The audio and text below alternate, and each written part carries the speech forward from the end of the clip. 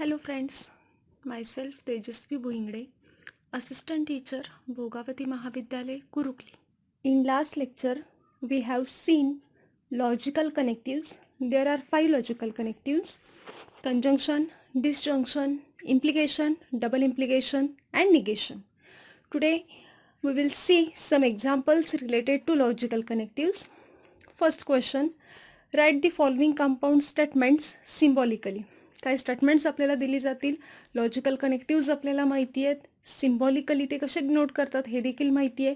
तर आपल्याला दिलेली स्टेटमेंट सिम्बॉलिक फॉर्ममध्ये कन्वर्ट करायचे आहेत. First example, Nagpur is in Maharashtra and Chennai is in Tamil Nadu. Here two simple statements. First one, Nagpur is in Maharashtra, and second one, Chennai is in Tamil Nadu. These two simple statements are combined by using the word and. Obviously, it is conjunction of two statements. Now, we can write solution. Firstly, we consider statement. Statement P, Nagpur is in Maharashtra. Statement Q, Chennai is in Tamil Nadu. And then symbolic form is P conjunction Q. म्हणजेच काय, P आणि Q ह्या दोन स्टेटमेंटच्या मध्ये कंजंक्शनचं symbol घ्यायचं आहे. हा असेल दिलेला स्टेटमेंटचा symbolic form. Now second example, triangle is equilateral or isosceles. Here also two simple statements. First one, triangle is equilateral, and second one, triangle is isosceles. Here these two statements are joined by using the word or. Or means obviously disjunction. आपण आधीच बघितलेलं आहे, दोन statement जर or ने connect केलेले असतील तर त्याला आपण डिसजंक्शन म्हणतो. इथं देखील हे डिसजंक्शनचं एक्झाम्पल आहे. आता सिम्बॉलिक फॉर्ममध्ये लिहिताना पहिल्यांदा आपण ही दोन दिलेली स्टेटमेंट पी आणि क्यू कन्सिडर करायचे आहेत. Let statement P, triangle is equilateral. Statement Q, triangle is isosceles. Therefore symbolic form is P disjunction Q. P आणि क्यू ह्याच्यामध्ये डिसजंक्शनचं सिम्बॉल असेल. Then next example number 3, the angle is right angle if and only if it is of measure 90 degree. आता या एक्झाम्पलमध्ये if and only if ही phrase use केलेली आहे. By कंडिशनलमध्ये if and only if आपण बघितलं होतं. दोन simple statement if and only इफने कनेक्ट केल्यानंतर तिथं बाय कंडिशनल असतं. Here first statement is the angle is right angle, and second statement is the angle is of measure 90 degree. These two statements firstly we consider. Statement P, the angle is right angle. Statement Q, the angle is of measure 90 degree. Therefore symbolic form is P double implication Q. P आणि Q यांच्यामध्ये double इम्प्लिकेशनचं symbol येईल.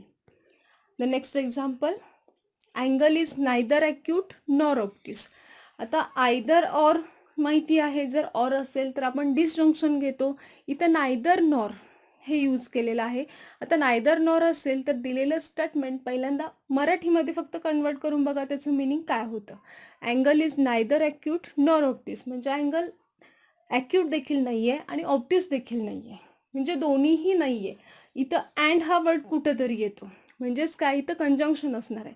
बरं, हे conjunction कुणाचं असेल, दोन negative स्टेटमेंटचं conjunction. आता ते दोन निगेटिव्ह स्टेटमेंट कुठली असणार आहेत, angle is neither acute means angle is not acute, and second statement असेल अँगल इज नॉट ऑब्ट्यूस. ह्या दोन स्टेटमेंटचं कंजंक्शन म्हणजेच हे दिलेलं statement. Therefore we firstly consider statement P, angle is acute. Statement Q, angle is obtuse, and their symbolic form is negation P conjunction Q. Either or असेल तर disjunction येतं, neither nor असेल तर कंजंक्शन असणार आहे, but conjunction of negation. Now question number 2, write the truth values of following. आता काही statements दिलेले असणार आहेत, त्याच्या ट्रूथ व्हॅल्यूज आपल्याला लिहायच्या आहेत. First example, 5 is a prime number and 7 divides 94. तर इथं देखील पहिल्यांदा दिलेलं स्टेटमेंट सिम्बॉलिक फॉर्ममध्ये लिहावं लागणार आहे आणि त्यानंतर त्याच्या truth values. Okay, therefore firstly we consider statement P, 5 is a prime number. Statement Q, 7 divides 94. आता ही दोन स्टेटमेंट आहेत, दोन्ही स्टेटमेंटच्या ट्रूथ व्हॅल्यूज पहिल्यांदा स्टडी करूयात काय येतात. First, 5 is a prime number. Yes, obviously 5 is a prime number. Therefore, truth value of P is T. And 7 divides 94? No, 7 does not divides 94. Therefore, truth value of Q is F. that is truth value of P is T and that of Q is F. Now symbolic form of given statement, दिलेल्या स्टेटमेंटचा symbolic form and use केलेला आहे म्हणजे obviously conjunction असणार आहे, त्यामुळे symbolic form मिळेल P conjunction Q. आता ह्या टोटल कंपाऊंड स्टेटमेंटची ट्रूथ व्हॅल्यू आपल्याला लिहायची आहे. तर आता ही ट्रूथ व्हॅल्यू घेताना काय करायचं आहे, P कंजंक्शन Q ह्याच्यामध्ये P आणि Q ह्यांच्या ट्रूथ व्हॅल्यूज घ्यायच्या आहेत. म्हणजेच P conjunction Q equivalent to T conjunction F, म्हणजेच P ची ट्रूथ व्हॅल्यू T, Q ची ट्रूथ व्हॅल्यू F आपण तिथं घेतलेलं आहे. आता T आणि F यांचं कंजंक्शन हे आपल्या ट्रूथ टेबलमध्ये ऑलरेडी स्टडी केलेला आहे. कंजंक्शनचा जो ट्रूथ टेबल आहे तिथे आपण घेतलेला आहे. कंजंक्शनचा रूल काय असणार आहे, दोन्ही स्टेटमेंटच्या ट्रूथ व्हॅल्यू जर T असतील तरच कंजंक्शन T येतं. In all other cases conjunction is F. आता इथं T आणि F यांचं कंजंक्शन आहे म्हणजे इथं ट्रूथ व्हॅल्यू F मिळणार आहे. Therefore the truth value of given statement is F. Now second example, it is not true that 5 minus 3i is a real number. Okay, it is not true that ही जी काय phrase आहे ही निगेशनसाठी use केली जाते. Okay, एखाद्या स्टेटमेंटचं जेव्हा आपण negative statement करणार असतो तेव्हा it is not true that he phrase use केली जाते. आता इथं घेताना स्टेटमेंट सिम्पल स्टेटमेंट कोणतं कन्सिडर करायचं आहे, 5 minus 3i is a real number हे ॲक्च्युली स्टेटमेंट असणार आहे आणि it is not true that हे निगेशन असणार आहे. त्यामुळे मी P कन्सिडर करते 5 minus 3i is a real number. Now truth value of P, P ची ट्रूथ व्हॅल्यू काय असेल, आता इथं 5 minus 3i ह्या नंबरमध्ये आय आहे, आय मीन्स इमॅजिनरी नंबर आणि इमॅजिन नंबर हा कॉम्प्लेक्समध्ये असतो म्हणजेच 5 minus 3i हा कॉम्प्लेक्स नंबर आहे, not real. Therefore truth value of P is F. Okay, now symbolic form of given statement is negation P. It is not true that आहे त्यामुळे negation असणार आहे निगेशन P. आता P ची truth value F आहे तर negation P ची obviously काय असणार आहे, negation F means T. Therefore truth value of given statement is T. Now next example, if 3 into 5 equal to 8 then 3 plus 5 equal to 15. इथं देखील इफ देन ह्यांच्यामध्ये P आणि Q दोन स्टेटमेंट घेतलेले आहेत म्हणजे हे एक्झाम्पल इम्प्लिकेशनसाठी असणार आहे. इम्प्लिकेशनमध्ये आता firstly we consider statement P 3 into 5 equal to 8, statement Q 3 plus 5 equal to 15. Now obviously these two statements are false, therefore truth values of P and Q are false. Now the symbolic form of given statement is P implies Q. P आणि Q याच्यामध्ये implication sign असणार आहे. आता पुढे याची truth values घ्यायचे म्हणजेच काय येणार आहे, P implies Q equivalent to F implies F. आता इम्प्लिकेशनच्या ट्रूथ व्हॅल्यूज, ट्रूथ टेबलचा रूल कसा आहे इम्प्लिकेशनमध्ये, फक्त एकच कंडिशन आहे, first statement true and second statement false. फक्त या केसमध्ये इम्प्लिकेशन फॉल्स येतं, बाकी सगळ्या केसेससाठी ते T असणार आहे. आणि इथं आहे F implies F म्हणजेच इथे ट्रूथ व्हॅल्यू मिळणार आहे T.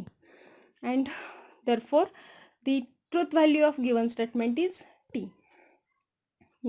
Now next question, write the negation of following. अगदी सिंपल आहे, काही तुम्हाला स्टेटमेंट्स दिली असतील त्याचे जस्ट निगेशन घ्यायचे आहेत. आता निगेशन घेण्यासाठी देखील वेगवेगळ्या मेथड आहेत. फर्स्ट अगदी सिंपल मेथड, दिलेल्या स्टेटमेंटमध्ये जस्ट नॉट इन्सर्ट करायचे.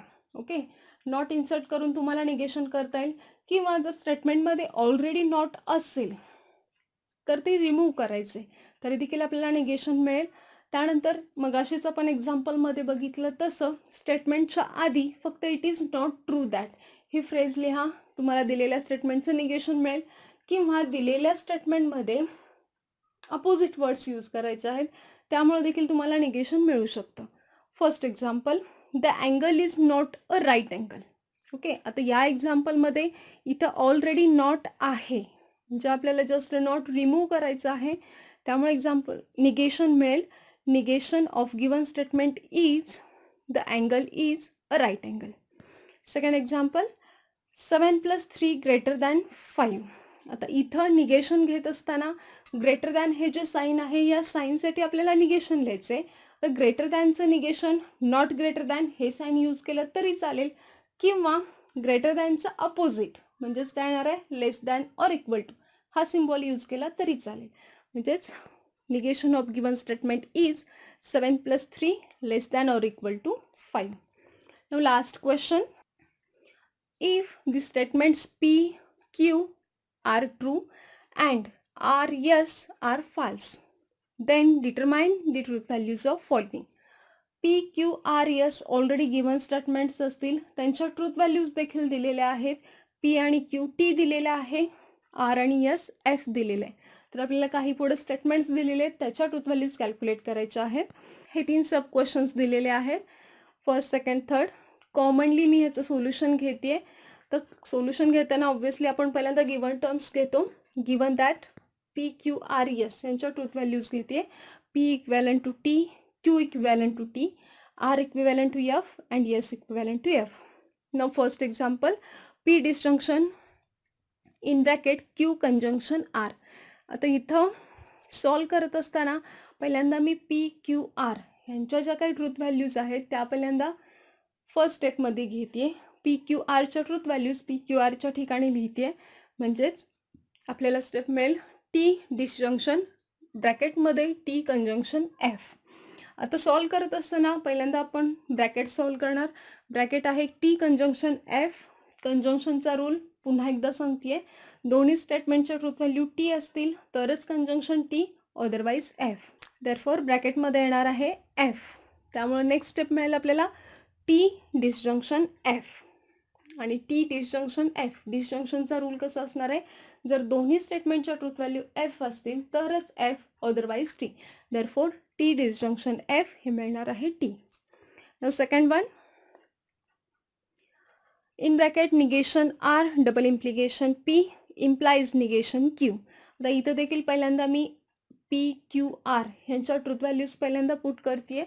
नंतर नेक्स्ट, आता इथं ब्रॅकेट तर आहेच, शिवाय निगेशन देखील आहे. मग काय करायचं आहे, पहिल्यांदा जे निगेशन्स आहेत ते सॉल्व करून घ्यायचे आहेत, त्यानंतर ब्रॅकेट्स. मग आता निगेशन काय येणार आहे, निगेशन F ऑब्व्हियसली T मिळणार आहे आणि निगेशन T F मिळणार आहे. त्यामुळे नेक्स्ट स्टेप मिळेल T double implication T implies F. Now we solve bracket. In bracket T double implication T. आता डबल इम्प्लिकेशनचा रूल कसा आहे, जर दोन्ही स्टेटमेंटच्या ट्रूथ व्हॅल्यू सेम असतील मग T T असेल किंवा F F असेल. जर ट्रूथ व्हॅल्यू सेम असतील तर डबल इम्प्लिकेशनची ट्रूथ व्हॅल्यू T मिळते, अदरवाईज F असणार आहे. मग इथं आता दोन्ही स्टेटमेंटची ट्रूथ व्हॅल्यू सेम आहे, त्यामुळे ब्रॅकेटची ट्रूथ व्हॅल्यू T मिळणार आहे. T implies F. हे पुन्हा इथं इम्प्लिकेशनचा रूल मगाशी सांगितला, पुन्हा एकदा रिपीट करते मी. T implies F. इम्प्लिकेशनमध्ये फर्स्ट स्टेटमेंट ट्रू आणि सेकंड स्टेटमेंट फाल्स असेल तरच ट्रूथ व्हॅल्यू फाल्स येते, अदर केसेसमध्ये T येते. त्यामुळे इथं T implies F, obviously F मिळेल.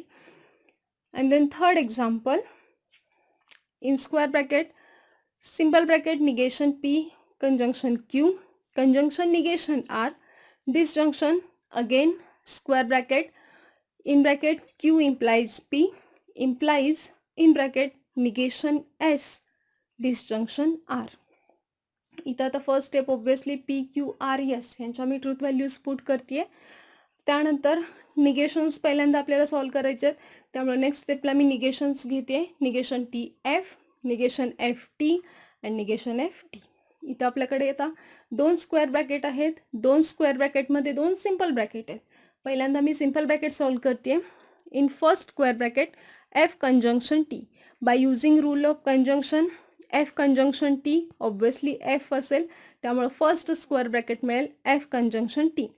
Second square bracket T disjunction F by using rule of disjunction T disjunction F is T. Therefore second square bracket is T implies T. आता दोन्ही square bracket आहेत, याच्या value काय येतील बघा. F conjunction T by using rule of conjunction, एक true एक false असेल तर कंजंक्शन ऑब्व्हियसली फॉल्स मिळतं, त्यामुळे फर्स्ट ट्रूथ व्हॅल्यू असेल F डिसजंक्शन.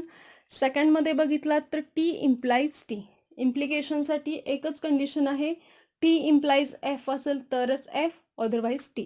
इथं T इम्प्लाइज T आहे, त्यामुळे T ही ट्रूथ व्हॅल्यू मिळणार आहे. आणि लास्ट F डिसजंक्शन T, म्हणजेच काय, by using rule of disjunction F disjunction T he value मिळेल T. These are some examples related to logical connectives. Thank you.